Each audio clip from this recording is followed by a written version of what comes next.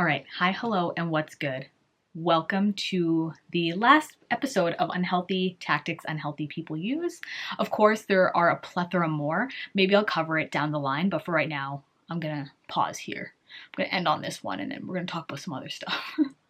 I'm trying to find a mix between a good script and such. So bear with me. I say that a lot, so I'm sorry. Okay, so this video may be really short because I've already talked about this, but I'll do my best to give good examples of what this can look like. And so the last technique is DARVO, which was deny, attack, reverse, victim, offender. Mind you, in the first video when I talked about it, I didn't do that well of a job. I kind of forgot reverse, victim, and offender. So hopefully I can do a better job explaining in this one. Oh, why is this even used? So when individuals have done something wrong and they don't want to be held accountable for it, this is a technique that they'll do so that they aren't held accountable or responsible for their actions. It's a way to kind of deflect and kind of avert accountability. So this is where it becomes a form of manipulative control of just trying to not focus on what the issue is here.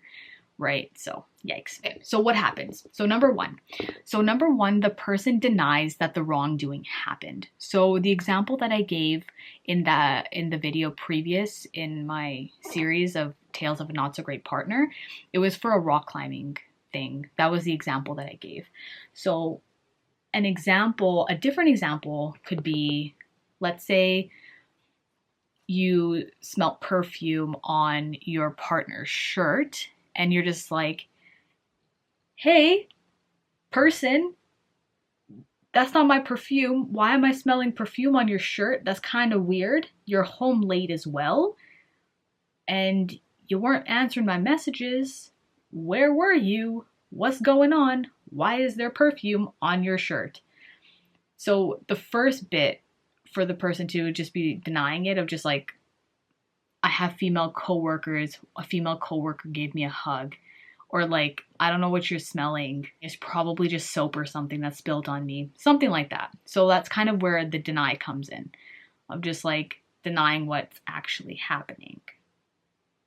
Okay, because like a real supportive partner, if let's say you were to be like, hey, I smell perfume on your shirt, you're late, you're kind of showing these signs of cheating. Are you cheating on me? And if your partner's response to anything but empathy of just like, hey, like, I'm so sorry you think that. I'm so sorry like that's coming up. Like if the response is anything but empathetic, in the bin.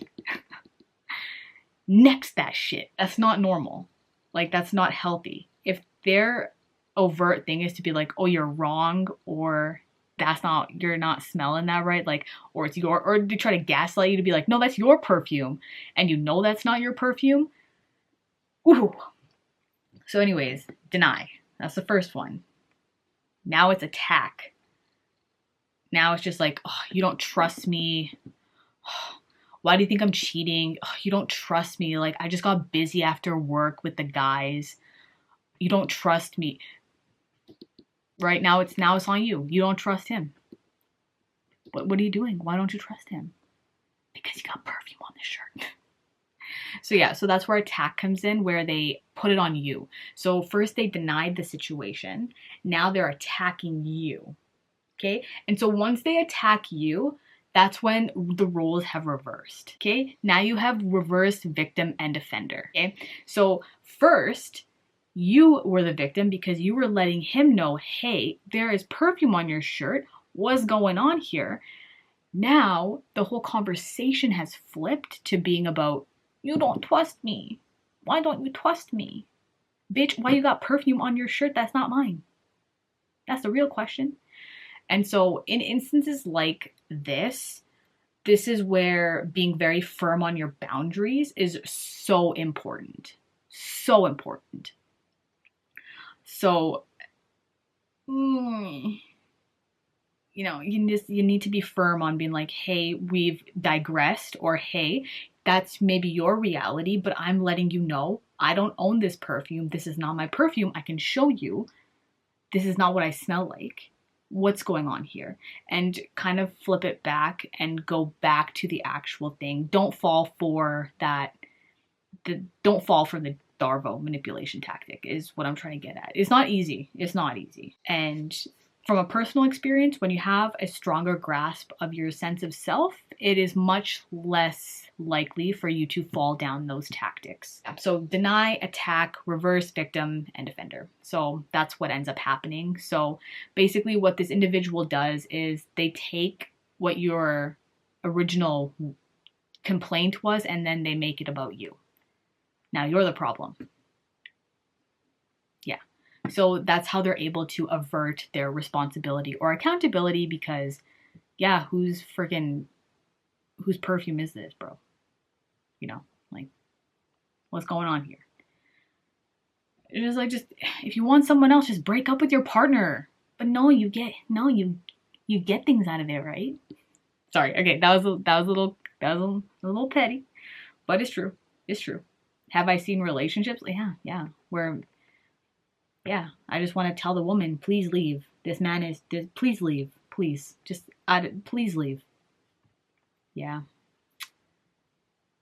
So what I can do instead, and hopefully do, is hopefully support others so that they don't end up in shit like that, because that is not good.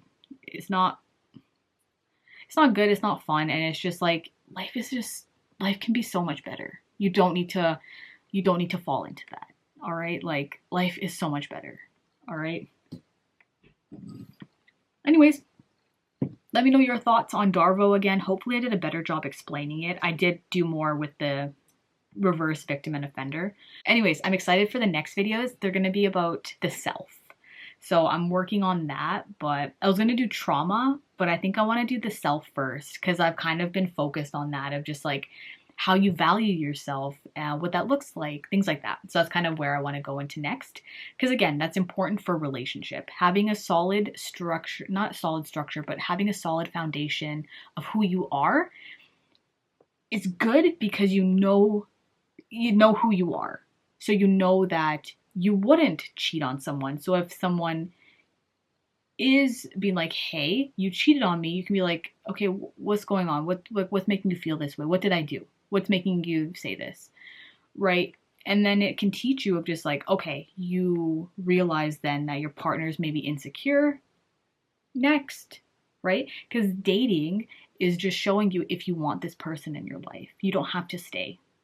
I know, okay? Being with someone for 5 years, 10 years can seem like, but you put in all this work. Sometimes it's better to just snip it, even if it's been 10 years. It's just better, right? Why work on something when the other party's not willing to work on themselves? Unless they are, then that's a different story. But yeah, that's my 2 cents on it. But personally, it's just like, it just comes across as wasting time. That's how I see it anyways. So yeah, so let me know your thoughts. Maybe I'm wrong. I don't know. Anyways, cheers. Until the next one. Bye.